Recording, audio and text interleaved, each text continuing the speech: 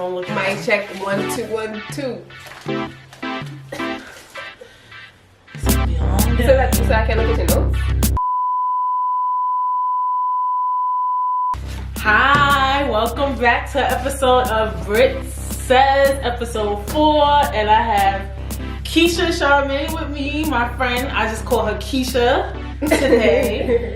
And you can follow her on Instagram, YouTube. YouTube is Keisha Charmaine as well, and Instagram. You got Twitter? Anything else? Not really. No. Instagram and YouTube, Keisha Charmaine. I think I put your Twitter up on the thing already. Well, that's does that. On Twitter and all that good stuff. You can introduce yourself, say any fun things you want the world to know about you. Okay, well, it's almost my birthday. I'll be 28 in a couple days. Shout out to being 28. Boy, that's late 20s. Like, that's late 20s. I don't even... Late 20s. That feels people. weird saying that. I don't know if I'm ready for all of that. That's a commitment I'm not ready for. But... Pisces season. Shout out to all the Pisces. Yeah, shout out to all my fishies. Oh, Lord. Yes, anything else about me? Okay, I have an LLC, Love Light Locks LLC. That's my business. I have an online store and I'm an influencer. For natural hair, locks, beauty, things of that nature. Yes, if you want any hair care tips, definitely check out her Instagram. Go on her YouTube channel. You can find her anywhere, and you definitely can check the description below and definitely learn so many things about her. And if you need hair growth oils, check out my site, KeishaCharmaine.com. So it's a lot. It's a lot going on, as you can see. Yes. And today we're going to talk about just having distractions in your life. This episode is called "Stop Interrupting My Grinding," like in the Beyonce song. Because I feel like in life, it's so hard to have a balance between friends and family and relationships sometimes, and I feel like it's easy for us to get distracted sometimes. And I know for me, I can speak for me definitely, that I often get very distracted by everything. Like, I'll be like, I'm gonna do this today, but then I kind of want to make sure that I'm still dedicating time to my friends, my family, and dating and other things. But I also have 100 other things to do, and you can also be distracted by work as well. So in an article called "Distracted from Life," written by Mark Leary from Psychology Today, it says, our minds are often not on what we're doing, fortunately. The consequences are rarely as tragic as accidentally leaving a child in the car, but preoccupation takes a toll nonetheless. Although our self-preoccupation rarely has consequences as tragic as leaving a child in a hot car. So let me give you a brief on the article. The way he started the article, he talked about how like people will leave their kids in the car and we think it's because they don't care about their kids or they're negligent, but usually they just get so distracted with everything that's going on outside of their life that's why they did it. And really? Sometimes they said it's rare, but it happens. And he was giving up, that was a very big example. But yeah, he said our preoccupation can undermine our performance at work and in school, as it not only takes our attention away from what we are doing, but also wastes time while we ruminate about things other than the task at hand. Mind wandering has an incalculable economic impact. So, it's true. How do you feel about that? Just distractions from life and little things and just... Oh my gosh. I really feel like I get what he's saying. I feel like leaving a kid in the car is a bit extreme, but I could see it. That has nothing to do with being distracted. I think that might be depression or something. We just talk about distraction. Depression is a different topic. I think that was maybe a bad example. When I think of distraction, I mean literally, like, let's say you want to do something with your business or your life, but you just want to be in the scene. You constantly going out. You're constantly doing this. You're constantly doing that. Maybe you want to spend more time with someone and you don't do it because you're focused more on work. Like that type of distraction. Like when is stuff becoming a distraction? So when is someone becoming a distraction, like a person in your life? When has someone like potentially been a distraction in your life? Like a person. If they're stressing me out to the point where I'm so, my mind is fixated on them to the point where, you know, it's interfering with me getting my work done or me interfering with just any of my normal tasks, then that's when it's an issue and that's when you gotta go. Or I gotta put you on ice. Because, especially being that I am my own boss, no one's telling me what to do besides me. No one's keeping me on track but me. So when I'm distracted, I feel it in my pockets. So I can't afford that. I can't afford that. See? So yeah, that's definitely an example. Like sometimes you could get so distracted. Now you're not making money because you're so distracted. Somebody could get you so stressed out that you want to call out from work. You want to lay in your bed all day. You don't want to make your YouTube video. You don't want to do your podcast episode. Like those type of distractions. And it's really, like, we've all been through that. Well, I don't want to say we've all been through it, but I've definitely had distractions on all spectrums of my life. I feel like friends, family, and relationships. Like, I feel like with friends, sometimes you want to keep up with the Joneses, and then you just constantly going out, like, all the time, and then you realize, like, I haven't done this yet. I said I wanted to do this by this time. I haven't done that. I wanted to do this today, but I'd rather be out. I'd rather be playing around. I'd rather be partying. With family, the way I've been distracted by family is just by getting myself consumed in their problems. Because, you know, you love your family unconditionally. So if they tell you, like, something is happening in their life, you kind of get consumed with it because you feel like you need to help. And then you kind of just calling them every day, checking on them, and you want to keep up with the gossip, and now you just like, oh my God, like your head is like a whirlwind. That's when it gets really, really difficult. Because when it's your family or another loved one, like say you're in a relationship, it's in your man or whatever, and they're going through something and they want to just tell you and they just want to keep talking about it, and it's just like, you feel like, well, that's what kind of your job, like as a loved one, you're supposed to be there to listen to them and stuff. But the other hand, like that shit really will mess with my own mental health. Right, like I can't and then I'll end up lashing back at you, and like now you pissing me off because you just bringing me down your energy, like. Right, and then you really not focusing on yourself. You ever like focus so much on someone that you like, dang, I'm taking care of everybody. Who's gonna take care of me? Right. If everybody around you is like so consumed and you the only one just taking care of everyone, who's taking care of you?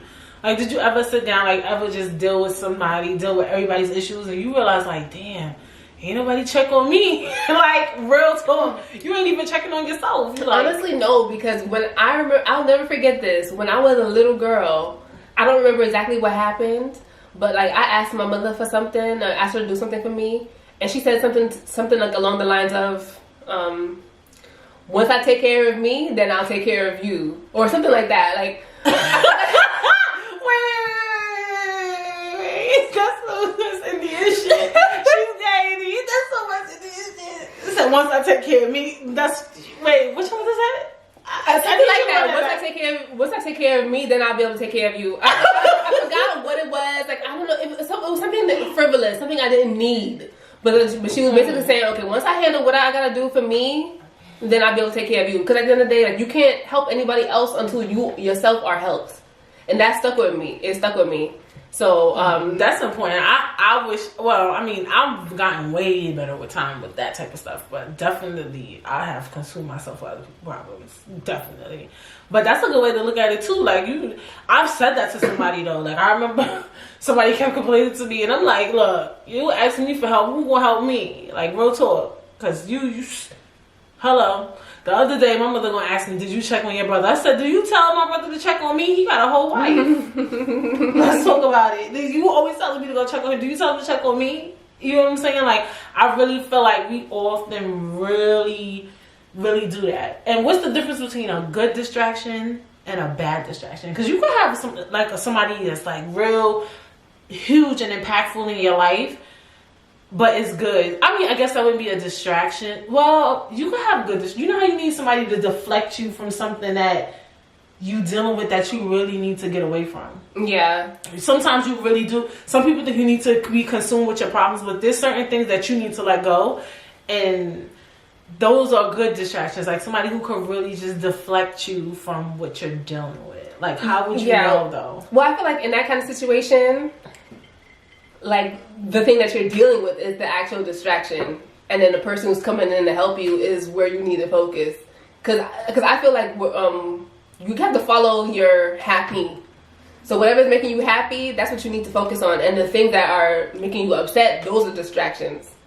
So like, I mean, I know we all have priorities, and we all, you know, if say, for instance, work is an issue. If work is an issue, that's tough. I can't really advise anybody on anything when it comes to work, because I work for myself. I can't really tell you to just drop it, everything, and do that yourself as well. But if work is like making you, I don't know, feel like you don't want to wake up in the morning, but then you have your little boy toy who's like hitting you up and like, hey, let me take you out to eat, or let's go for a walk on the boardwalk or whatever, and then that makes you happy versus going to work, which makes you upset.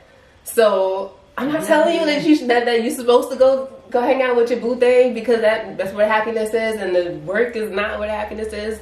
But I kind of am telling you to do that, because I feel like when you are happy, that's when you are able to get inspired, and that's when like certain like messages come to you. You're attracted to certain messages, and that's gonna redirect you. So maybe when you skipped work that day and you went to the boardwalk with Bae, maybe you ended up running into somebody who had an opportunity for you, who could like take you away from the job that you're in. I know a lot of people would probably think that I'm sounding like delusional or like kind of like woo-woo, too spiritual, whatever. But I do believe in that kind of thing. I feel like I agree. Definitely. Like, I was looking at like a post like Gary Vee made, and he was saying how like if you waking up in the morning, if you get excited every Friday, that's a problem. He said that. I think I agree low-key. He said because basically for the whole week, for the rest of your life, you doing something you unhappy with. That's not good. You shouldn't be happy every Friday. Like, I was like, I get it. So it's like, work could definitely be a distraction though, because sometimes you could come home, if you still thinking about something that happened at work, you gotta know when to stop. Like, you have to know when to stop. Like, there has to be a pause. There has to be a break. And like, for me, a good distraction, I agree. Like, somebody, you know, like, they kind of distract you from everything. You don't want somebody that you're going to vent to sometimes, and they're just going to entertain you and gas you up and then thrill you out. You want somebody who's going to make resolutions, or somebody who's going to kind of like I said, deflect you from it. Like, to the point you don't even want to talk about it anymore. Like, you start talking about something else. Like, you completely forget. You're like, oh my gosh, I'm not as upset as I was earlier until, you know, I got around to this person. Like I said, can your family and your friends be a distraction? You ever have family or friends like kind of been a distraction in your life? For the most part, no, honestly. But unless there's like a certain situation that happened. But as far as like in general, like, you know, my family, they're not like, I don't know. There's not a lot of drama going on, but unless there's like maybe someone sick in the hospital or something like that, obviously that's not their fault that they're distracting me because of that. But that kind of thing could absolutely distract me. My friends, it could be a little distracting if like maybe I had a falling out with my friend, which doesn't really happen. But sometimes my friends beef with each other. That could be distracting. I'm thinking about that. I'm like, why are my friends beefing? Or if like, more so, not really friends and family so much. I don't know.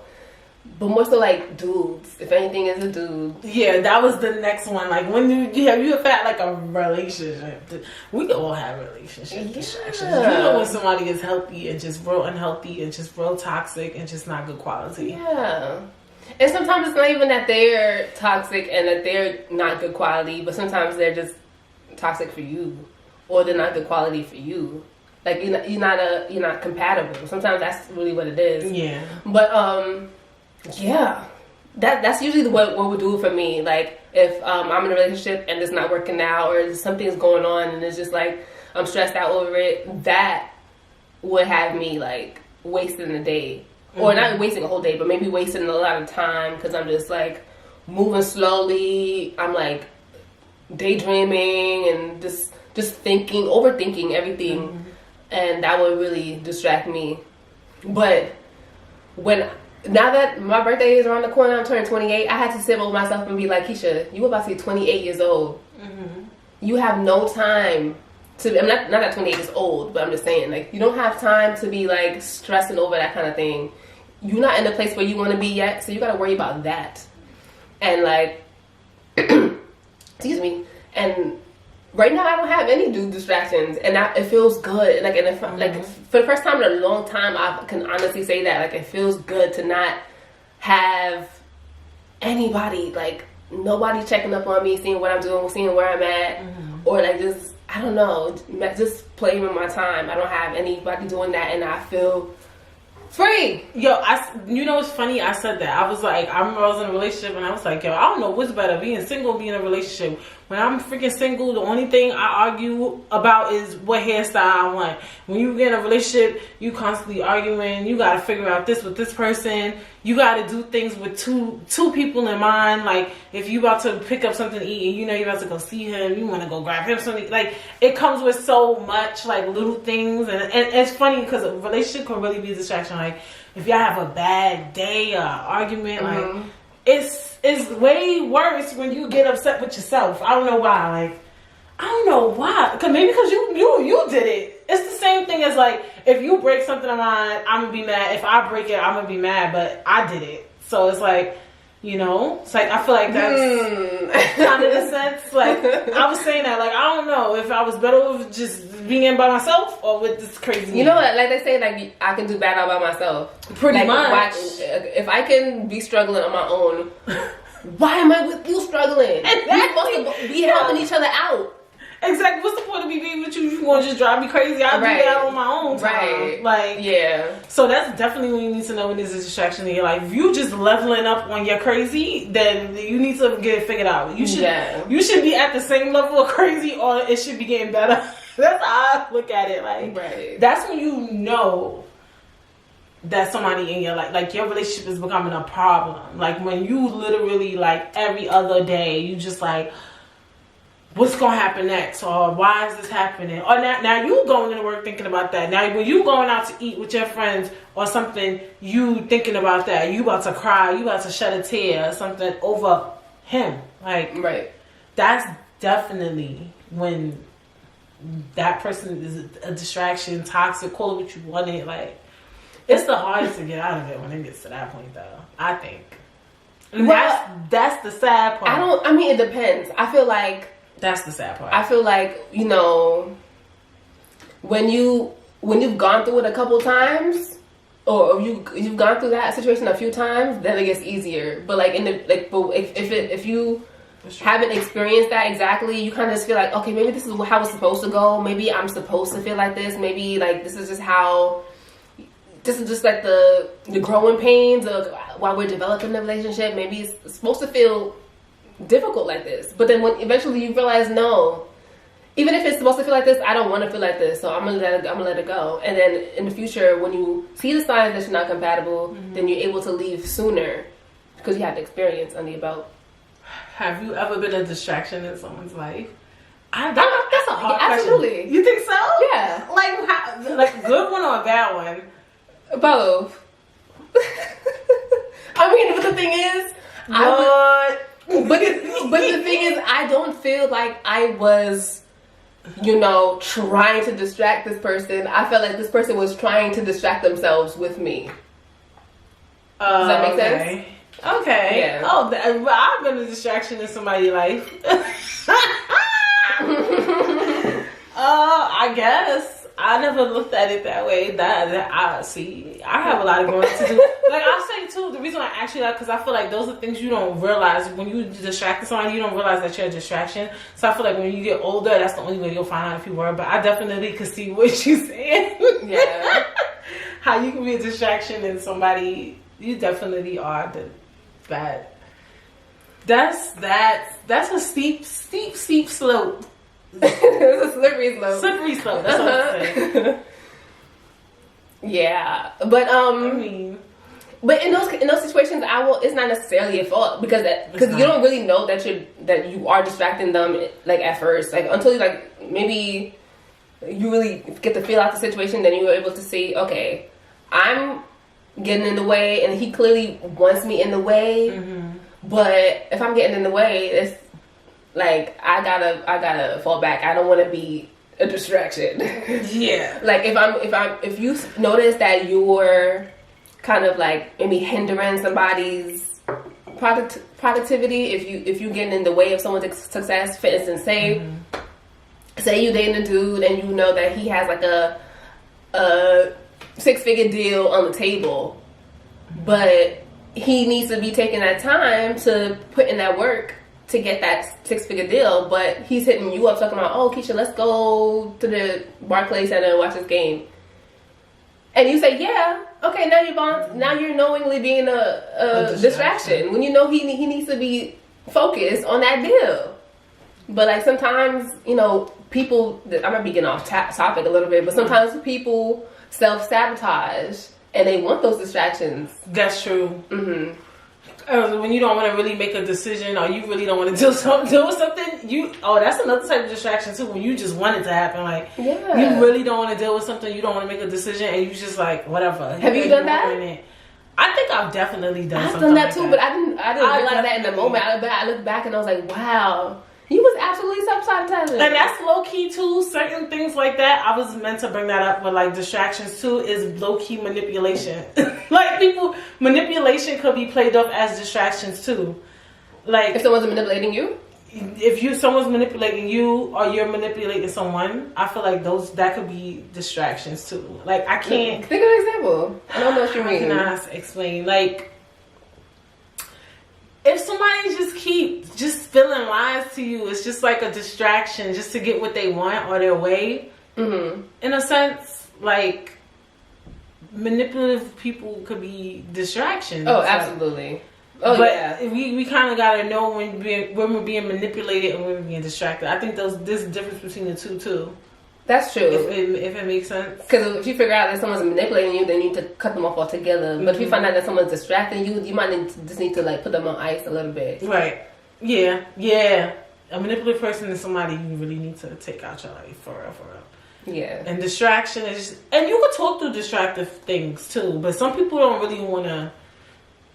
If you can't accept what you're doing, if the person can't accept what they're doing, or you, because you might be a distraction, then you might have to cut that person off, right? Yeah, I would think so. Because, like me, I'll express myself to somebody, like, I feel like, lately you've been doing this and doing... Like I said in the beginning, the episode, like, one time I told the person, like, I'm busy taking care of you, who want to take care of me? And if they're not really receptive to it, then it's like, okay, like, I don't know. It's just hard. It's hard. You just gotta know your balance. Like, I definitely have little moments where I just take a break from everything and everyone and really try to refocus on myself. And what are you doing in those moments? Figuring out everything I want to do, figuring out how I want to get it together. But sometimes I get lonely easily too, so it's kind of like hard. But when I step back and I refocus, I definitely become more productive. I think so. That's good. But also, I don't want to make this sound like distractions are all bad, because they're not all the time. No. Like I remember when I was doing therapy with through Talkspace, she was telling me that I forgot what it was exactly, but I was telling her that whatever coping mechanisms I have about whatever I was dealing with at the time, and I was like, that's not. I was asking her, like, is this bad that I do these things to cope? She's like, no, sometimes distractions are necessary, because if you're always consumed with whatever, you have to get done or whatever it is that's on the front of your mind, then that'll drive you crazy. So yeah, distractions are good. Sometimes. Yes. And when we're talking about the dudes, like you said, the manipulative people versus the distracting people, you want to get rid of the manipulative people. That's never good. But sometimes if it's, just a boy toy to call you on Friday evening when, like, you've finished doing all you want to do for the day, that's fine. So basically to, like, weed out, first of all, too, we got to always hold ourselves accountable, because you could pick and choose you know, how to stay undistracted. So I feel like the top takeaways is that, you know, I put my phone on Do Not Disturb. Sorry, people. I always do this.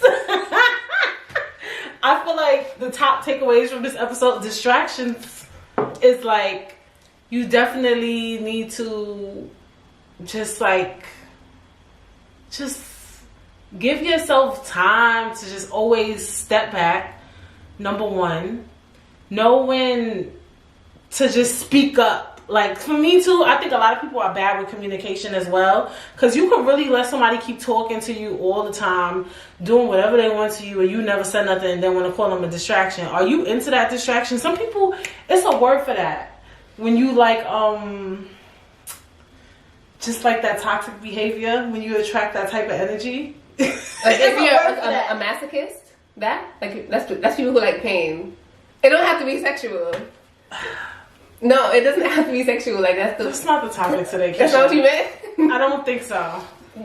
I don't know what you're looking for. It's a word, like people who just like really like that type of energy, like they enjoy. I always felt like that too. Like at one point in my life, like I really attract crazy people. Like I like drama. People who are obsessed with that type of behavior. You know what I'm talking about? Can't relate. No. I don't like that at all. I run the other direction. I've been like that. I'm not gonna lie. I'll be open about that. Like, matter of fact, I'm kind of bad with that because like I would look for the smallest sign of crazy, and if you give me the littlest sign of crazy, I'm like, he's crazy. That's me. I'm parallel with that. There's a lot of crazies out there. I got better with that lately. But me, if somebody is crazy, like I always just want to be there for them because I just respect their crazy behavior. And I get it. This world is tough, and that's a whole nother topic. That's a topic for another day. I can say that, girl. So definitely, I think we all just need to, like, you know, hopefully your biggest takeaways from this episode is just like how to, you know, separate a distraction from your life and just ways to just step back and, you know, see what you could do. That's really all that you could always do. And always focus on yourself. You are your top priority. You are number one, like Keisha's mother said. What your mother told you? I gotta do what I need to do for me before I can do what I need to do for you. You, for real, you need to be number one. Always. Always. Like, and I feel like once you're genuinely you're number one, then everything else falls into place. Naturally, you don't have to scratch and claw and beg and scream and holler. Things just fall into place when you put what your needs are first. That's it. I feel like just always try your best to put yourself first. That's all. That's the only thing you can do. It's just you, just self-love, self-preservation.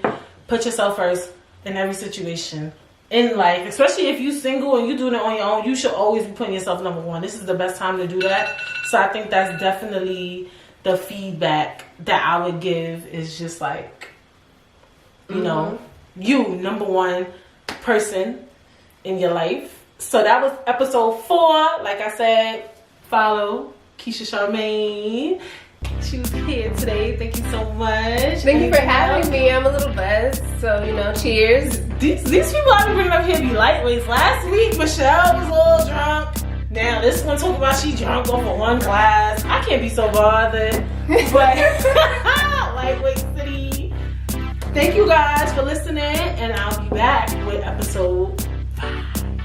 See ya.